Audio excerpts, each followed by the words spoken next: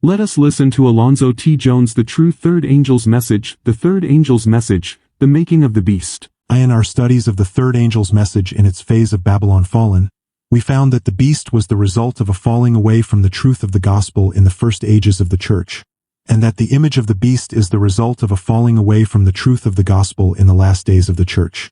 That woman designated as Babylon the Mother, which resulted from the falling away in the first days of the church, was seen seated upon a scarlet-colored beast, full of names of blasphemy, having 7 heads and 10 horns. And the woman was arrayed in purple and scarlet color, and decked, gilded, margin with gold and precious stones and pearls, having a golden cup in her hand full of abominations and filthiness of her fornication. Revelation 17 verses 3 and 4. In the first days of the church, the course of this apostasy from its inception is described in the word of the Lord to the 7 churches. This subject of the 7 churches is, indeed, the word of the Lord to his church in the 7 distinctive phases of her existence, from the first advent of Christ to his second. In the first 4 stages, the development of this harlot, and her connection with that beast, are portrayed in his counsel to his true church, warning her of the evils that threatened her, and the dangers that beset her. The first of the 7 churches is the church in its first stage, which, by this word itself, Revelation 2 verse 2, is shown to have been in the days of the apostles. While there was much that he commended, yet there was this one thing in which he was compelled to speak to that church otherwise. Nevertheless I have somewhat against thee, because thou hast left thy first love.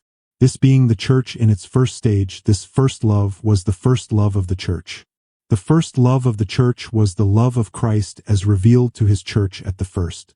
And in leaving that first love, the only possible way that the church could go was to go away from it. And thus is marked, in the words of Christ, the beginning of that falling away. The next phase of the church is her time of persecution, which ended in the 10 years of terrible persecution, in the time of Diocletian, referred to in the words, "Ye shall have tribulation 10 days." Revelation 2 verse 10. Those 10 years expired AD 312. Then, in the next stage of the church, the Lord commends his faithful ones who dwelt where Satan's seat is, and who had held fast his name and had not denied his faith, even in those days wherein Antipas was my faithful martyr. This word Antipas is not a person's name, but is a term characteristic of the times. It is composed of 2 words, anti-anti and papas. Anti-anti signifies against, and papas, papa, which is our English, and also the universal word for papa. And this word papa is the original of the word pope.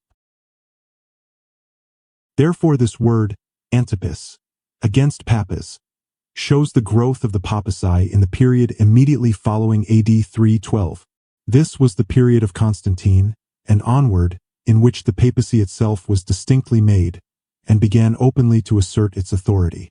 And in that time, the history records that while other principal bishops of the church bore the title of patriarch, the Bishop of Rome studiously avoided the title of patriarch, as placing him on a level with other patriarchs.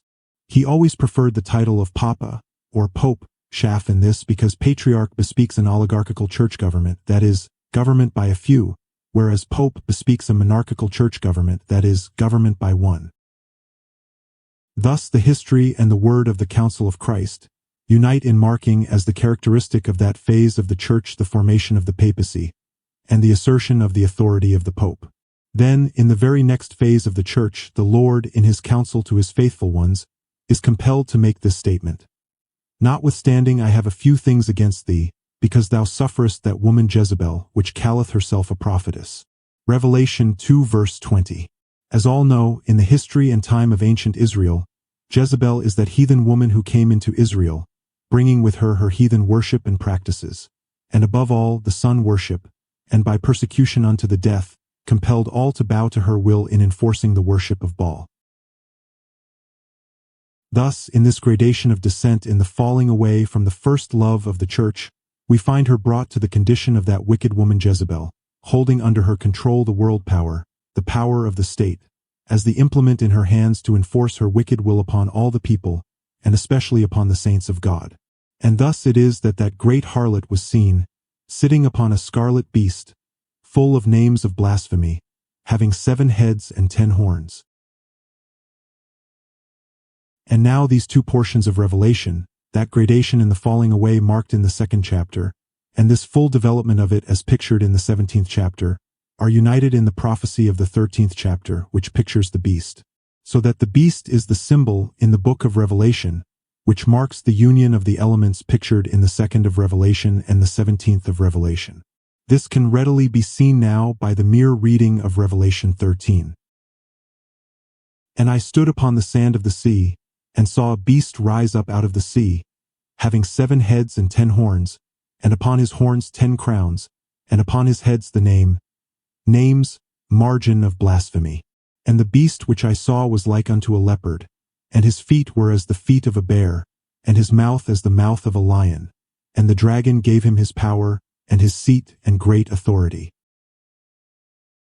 And there was given unto him a mouth speaking great things and blasphemies, and power was given unto him to continue, make war, margin 42 months. And he opened his mouth in blasphemy against God, to blaspheme his name, and his tabernacle, and them that dwell in heaven. And it was given unto him to make war with the saints, and to overcome them, and power was given him over all kindreds, and tongues, and nations. And all that dwell upon the earth shall worship him, whose names are not written in the book of life of the Lamb slain from the foundation of the world. Revelation 13 verses 1 and 2, 5 to 8.